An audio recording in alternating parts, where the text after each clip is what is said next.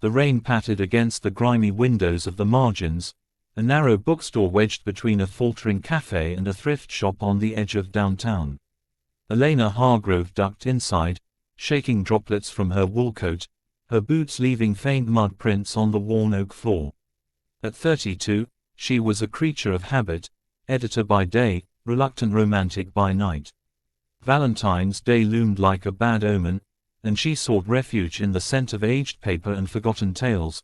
The store was a labyrinth of leaning shelves, where classics mingled with obscure poetry and self-help tomes gathering dust. Mr. Whitaker, the proprietor, a stooped man in his 80s with wire-rimmed glasses, nodded from behind the counter, his fingers stained with ink. "Afternoon, Miss Hargrove. Dry spell for the soul today." She managed a smile. "Something like that. Got any recommendations for escaping reality?" He chuckled, a sound like rustling leaves. "Aisle 3, poetry. The romantics never fail to stir the pot." Elena wandered deeper, her fingers trailing spines etched with gold lettering. She pulled a slim volume of Keats from the shelf, flipping it open to "Bright Star." The words blurred slightly, perhaps from the damp air, or perhaps from the ache she refused to name. Lately, her dates had fizzled like damp matches, the accountant who talked only stocks, the artist who sketched her but never listened. Love, she decided, was a myth peddled by greeting cards. As she turned to replace the book, a folded paper fluttered from between the pages, landing at her feet like a fallen leaf. She bent to retrieve it, unfolding the crisp, yellowed sheet with care. It wasn't a bookmark or a receipt. It was a letter, penned in elegant cursive script, dated February 14, 1957. "My dearest Clara, if these words find you amid the clamor of the city, know that my heart beats in rhythm with the rain-swept streets we once walked. You, with your laughter like wind chimes and eyes that hold the depth of midnight skies, how I long to trace the curve of your smile again. Meet me where the books whisper secrets, under the eaves of the margins, at dusk on this Valentine's Eve. If fate is kind, our story shall not end here. Yours eternally, Elena's breath caught. The margins. This very store. She glanced around, half expecting a ghostly couple to materialize from the shadows. The letter smelled faintly of lavender and thyme, evoking images of fedoras and cigarette smoke curling in alleyways. Who were Clara and Thomas? Had they met that night, 70 years ago? Or had the letter gone undelivered, a fragment of heartbreak preserved in poetry? She should hand it to Mr. Whitaker, but something possessive stirred in her, an editor's instinct to preserve a narrative, or perhaps a lonelier urge to hold onto its promise. Tucking it into her pocket, she bought the Keats and hurried home through the downpour. That evening, curled on her fire escape with a mug of chamomile, Elena reread the letter by the glow of string lights. Yours eternally. The words wrapped around her like a shawl. She imagined Clara, poised at the door, heart pounding as dusk bled into night. Did Thomas arrive, bouquet in hand? Or did the rain keep him away, leaving her to wonder? The next morning, Elena returned to the margins, letter in tow. Mr. Whitaker was absent. His niece, a brisk woman named Leela, manned the counter. "Uncle's off with a cold," she explained. "What can I do for you?" Elena hesitated, then slid the letter across the scarred wood. "I found this yesterday, in a book. It's addressed here." Leela's eyes widened as she scanned it. "Oh, wow. Thomas and Clara. Uncle Whit might know something. He's been here since the flood of '72. She paused, tapping her chin. "Actually, there's a box of old records in the back. Customer complaints, love notes, that sort of thing. Want to poke around?" The back was a cluttered storeroom, lit by a single bulb swinging like a pendulum. Boxes teetered in stacks, labeled in Whitaker's spidery hand, "Returns 80s, mystery damages." Elena unearthed a shoebox marked ephemera, its lid warped from humidity. Inside, faded tickets to swing dances, pressed flowers brittle as tissue, and, miraculously, another letter, this one from Clara to Thomas, dated the day after. "My Thomas, you came, as the stars aligned, with roses red as your ardor.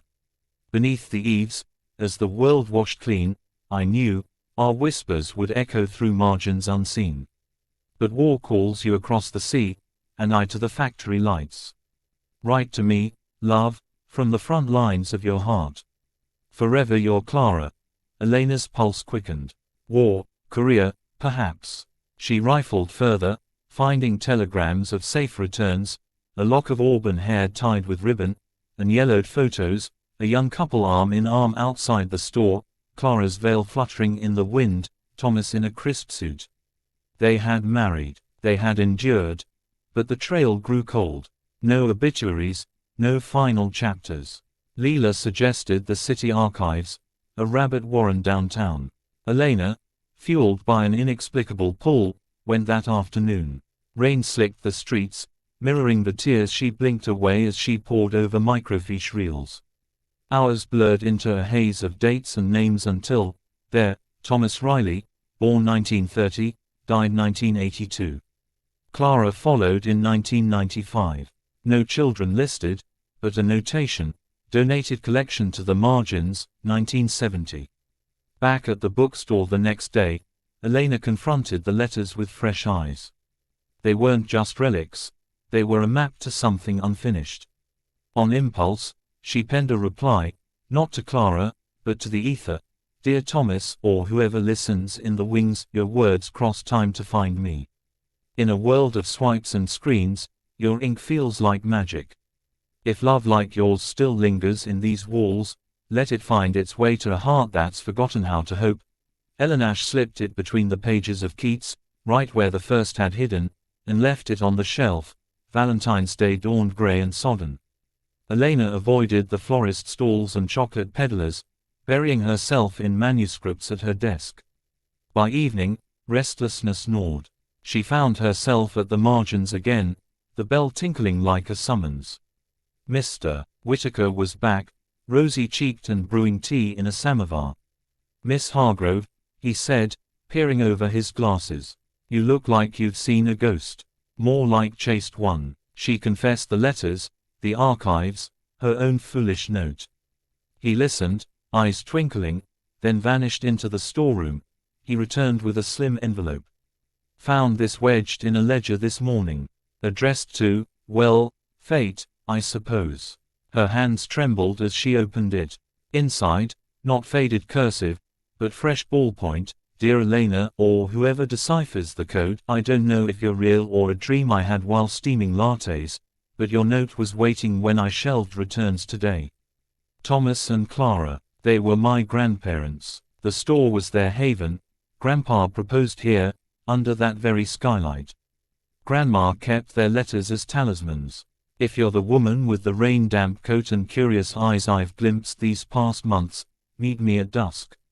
Under the eaves. Let's write a new margin. Yours, tentatively, Alex. Real. Elena's laugh bubbled up, startling a browser in the mystery section. Alex Riley, the barista from the cafe next door. The one with tousled dark hair and a smile that crinkled his eyes like well-loved pages. She'd caught him humming Sinatra over the espresso machine, but words had never bridged the threshold. Dusk painted the sky in bruised purples as she waited under the bookstore's awning. Heart hammering, footsteps splashed on pavement, and there he was, tall, coat unbuttoned against the chill, holding not roses, but a thermos and 2 mugs. You're real, he said, grinning sheepishly. I half expected a time traveler. And you're the grandson. She accepted the mug, hot cocoa, spiked with cinnamon. How did you? Grandpa's stories. He said love hides in the folds of every day. When I read your note, it felt like one of his tales coming true. He leaned against the brick, close enough for her to catch the scent of coffee grounds and rain. I've wanted to say hi for weeks. You always look like you're carrying the weight of unwritten endings. She sipped, warmth spreading through her veins. Maybe I was. Until a letter reminded me stories can turn. They talked as the city lights flickered on, about her edits that saved novels from obscurity, his sketches of patrons hidden in napkins, the way the margins felt like a heartbeat in the urban sprawl. Laughter came easy, weaving through the drizzle like silver thread. When a gust tugged her scarf, he caught it, his fingers brushing hers, electric, inevitable. "Walk with me," he asked, voice soft as turning pages. They strolled the glistening streets, shoulders bumping, sharing dreams like secrets. At her building, under the glow of a street lamp, he paused. "Elena, this feels like the start of something. Not eternal yet, but possible." She tilted her face up, rain-kissed and bold. "Then let's make it ours." His kiss was gentle at first, tasting of cocoa and promise, then deepening like a plot twist she hadn't seen coming. The world narrowed to the press of his hand at her waist, the sigh she breathed into him. When they parted, breathless, she whispered, "Happy Valentine's." He smiled, tracing her cheek. "The best kind, unexpected." In the weeks that followed, the margins became their sanctuary. Alex brought sketches of Elena amid the stacks. She read him passages from half-forgotten loves. They unearthed more letters, Thomas's war dispatches, Clara's factory poems, and added their own, notes tucked into pockets, scrawled on receipts. "To my favorite unfinished sentence," one read. "Darling ellipsis," replied another. One spring afternoon, as cherry blossoms dusted the sidewalk, Alex knelt in the storeroom, ring in hand, a simple band etched with margins, like book edges. "Marry me," he said, "and let's fill these pages together." Tears blurred her yes, but she saw it clear, their story, born from whispers, boundless as ink on eternity. And so, in the quiet corners where love had waited decades, Elena and Alex began to write, not an ending, but the heart of forever.